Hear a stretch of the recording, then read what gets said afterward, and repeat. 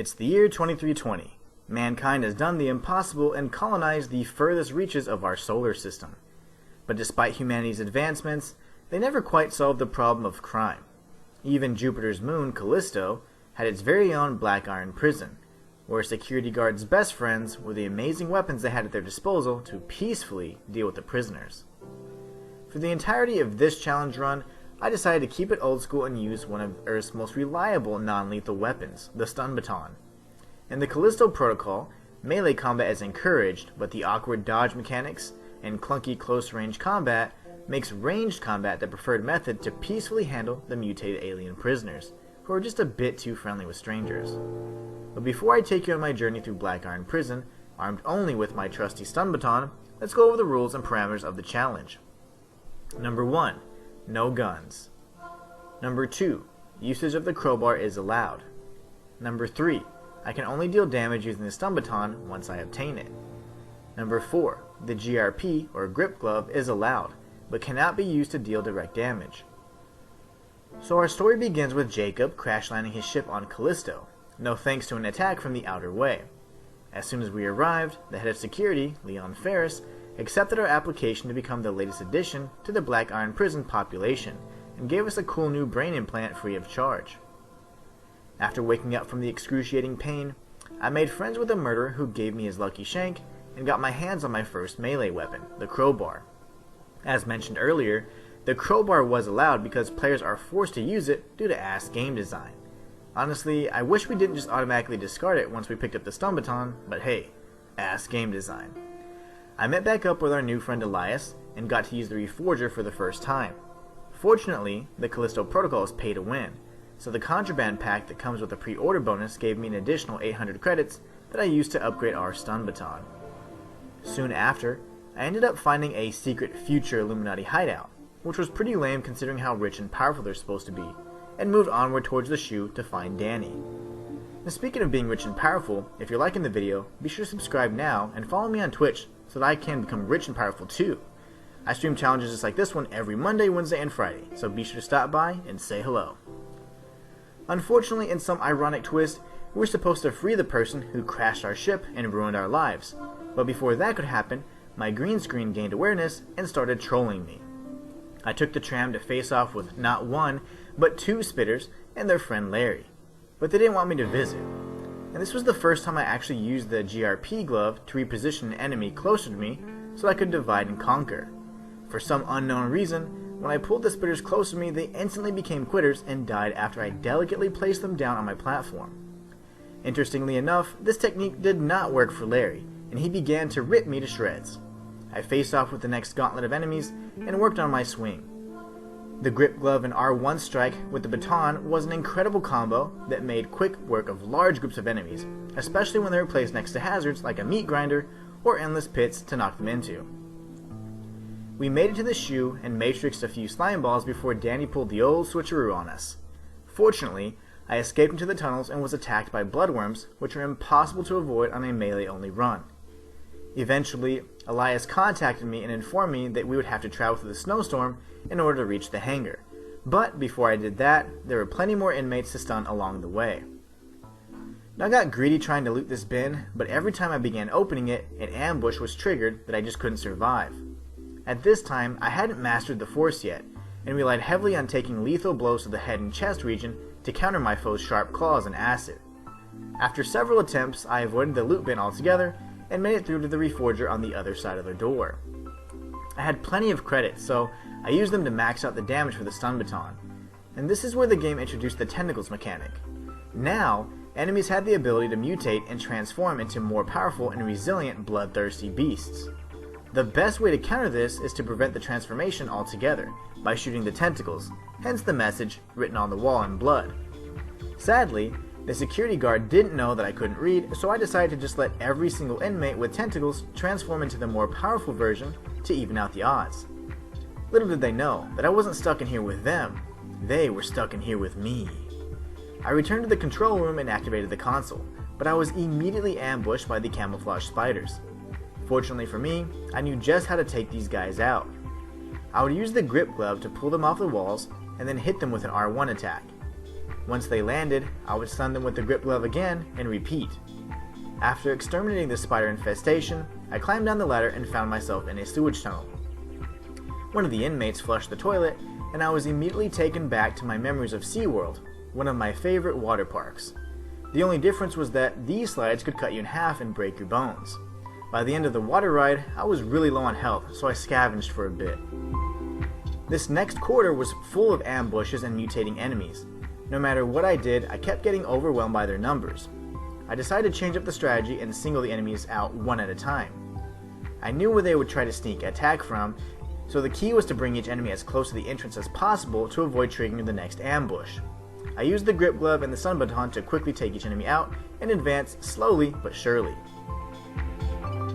On my way to the utility station, I was faced with another challenge. This area had a spitter and multiple lesser enemies that all attacked at the same time. Fortunately, the walls were conveniently lined with spikes, so I practiced using my Jedi powers to move the enemies in front of the walls and then swing away like a madman. I didn't think it would be fair just to use the glove to throw them directly into the walls because it seemed like a violation of the rules, so I made sure to knock them into the walls using the stun baton. With the key card in hand, all I had to do was take a short walk outside into the utility station, but for some reason, that was nearly impossible. The security bot kept sniping me through the walls, the invisible spider enemies kept jumping on me and revealing my position, and overall it was quite unpleasant. I decided to just run past these enemies, and after several tries, I finally succeeded. I headed towards the fallen walkway and was greeted by a whole army of these bloodthirsty bastards. At first, I tried a stealthy approach, but it failed miserably, and because I couldn't just force push enemies into the meat grinder, I had to be a bit more creative. I was rewarded with this unmatched beauty of pink mist, and then I realized that all I had to do was sneak right past them. Oops. I met back up with Elias, and we both put on matching spacesuits, so now we were officially Twinkies. Unfortunately, Ferris was jealous of our friendship, and he opened the pressurized hangar, killing my BFF in the process. Danny was so torn up about it that she decided to take his implant directly from his brain as a keepsake and wanted to drive around for a bit to clear her mind. I took the scenic route and made a new monster that exploded upon impact. I experimented a bit and realized the only way to safely defeat him was to lift him up with the GRP glove and toss him aside. This would trigger the explosion and technically wasn't a violation of the rules since I wasn't dealing any direct damage with the glove. And then this guy just died because he broke his ankles. Yeah. Danny picked me up and we drove back to the crash site so that we could prove her wild conspiracy theory correct. But when we arrived, she could only find the medical supplies that I had been delivering back and forth between Europa and Callisto. I'm guessing she was expecting something much more epic like alien larva or some other type of biologic weapon, but I had no clue what she was talking about. We made our way to the hangar and ordered a pizza, but Duncan Cole wanted Chinese instead and shot down the delivery guy's ship. Unfortunately, the ship crashed directly to the hangar and I fell to the bottom of the ship without a scratch because of gravity. When I came to, I met the latest addition to the Black Iron Prison population, the Blind Dudes. These dudes were incredibly annoying in packs, so the key was to avoid any direct confrontation and stealth kill every single one of these bastards, which is what I did for the next hour or so. I made it to a cargo platform that was instantly a makeshift Mortal Kombat arena where dozens of crazy mutating inmates ran at us. Initially I thought this area was going to be a nightmare, but I realized that the enemies all came from one side at a time. We also had great RNG and picked up a ton of grip batteries from the numerous loot bins immediately before the fight began. On my second attempt, I was able to take out each of these enemies without a scratch. All I did was use the grip glove to position them near the giant turbine and hit them with the heavy attack with the stun baton. This strategy completely made a joke out of the gauntlet and I felt invincible. That was until this big ugly bastard reared both of his heads in our direction. And this is where the challenge run truly began. The problem with the two-headed monster is that he was designed to only be taken out using ranged weapons, aka guns. The GRP glove has no effect, and attacks with the stun baton are instantly answered by quick strikes that can kill you in one hit. Also, any attempts at dodging result in an overly exaggerated dodge animation that makes a counterattack impossible because of Jacob's ridiculously slow swing animation. So essentially, I had to come up with a way to break the game. My first strategy was to try to back myself into a corner and dodge into that corner so I could minimize the distance of the dodge animation.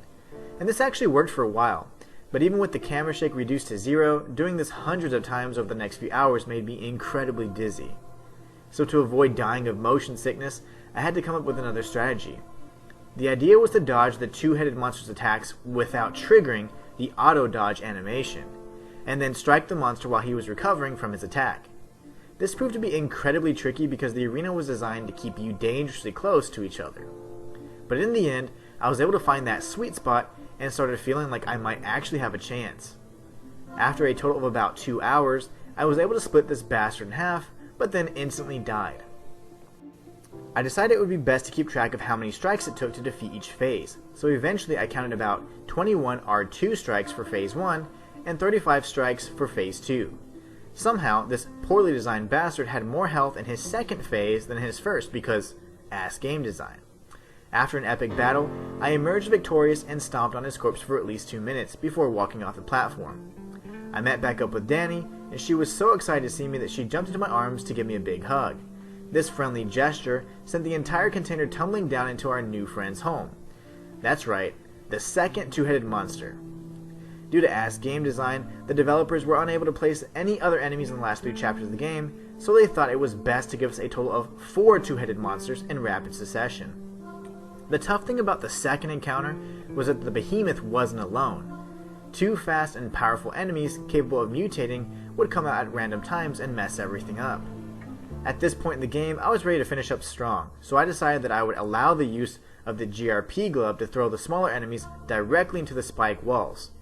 I also decided that for the sake of speeding things up, I would also use the explosive tanks and the loot bins to deal a bit of extra damage. This strategy was working perfectly, but then this happened. Yeah, somehow he tripped and fell to his death, but hey, I didn't break any rules, so I headed to the secret laboratory, found the mother of all aliens, and Ferris wanted to show me how powerful he'd become.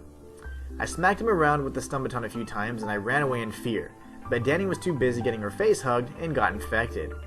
I got captured by the security bots and taken back to my cell, but I didn't stay put for long. Dr. Mahler contacted me and said that I could save Danny if we got to the medical facility. On the way there, I faced the third two-headed monster, but by this time, I no longer feared these beings. In fact, I felt sorry for them and quickly killed him in the cramped server room without any issue at all.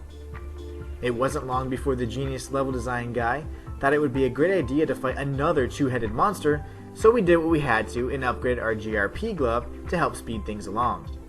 Oddly, it was a tiny trash can that did the trick, and the monster fell to his knees in defeat. With the last of those bastards out of the way, the only thing preventing me from completing this challenge was taking down the Alpha himself. I snuck into Duncan Cole's secret meeting and told him that I was ready to rumble. He pit us against his best fighter, Leon Ferris, and the battle began. I smacked him around a few times and showed him that humanity was still the best species in the universe, but then he began to transform into a hulking beast that was hell-bent on sabotaging my challenge run.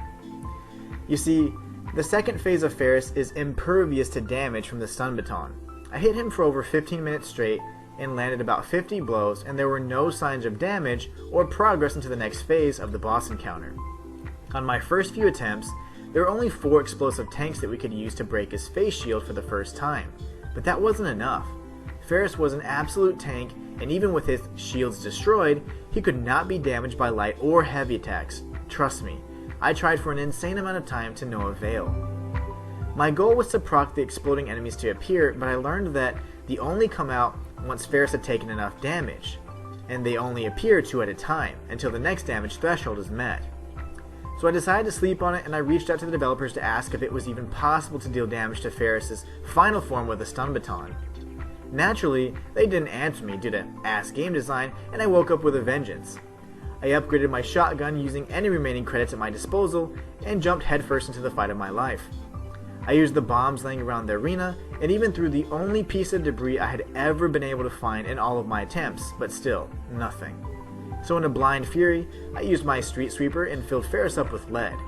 He went down in seconds. After that, I took his alpha juices and gave them to Danny as an alien cocktail. We raced to the last remaining escape pod, and despite my efforts, I was forced to let Danny take it due to ass game design.